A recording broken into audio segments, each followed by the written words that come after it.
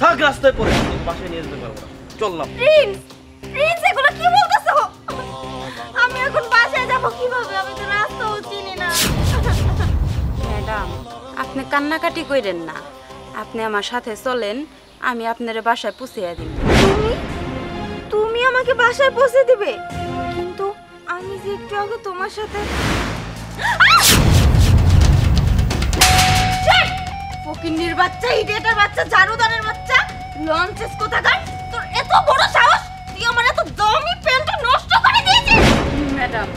আসলে না আমি দেখা পারি নাই ঝাড়ু দিতেছিলাম আপনি যেন হুট করে আবেন ওইটা আমি ভাবি নাই আমার ভুল হয়ে গেছে মাফ করে দিন। চুপ ইচ্ছা করে এই কাজটা করছিস এখন আবার বলছিস ভুল হয়ে গেছে চোখ কি বাসায় রেখে আছিস হ্যাঁ তুই জানিস আমার এই প্যান্টের দাম কত লক্ষ লক্ষ কোটি কোটি টাকা দিলি তো আমার প্যান্টটা নষ্ট করিস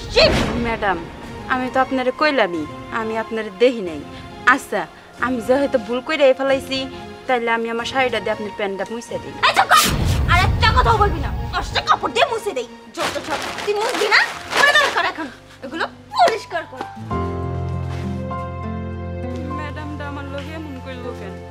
আমি তো কইলামই আমি দেখি নাই ম্যাডাম তখন যা হয়েছে তা তো হয়েছেই ওগুলা আর মনে রেখে থাকলে চলবো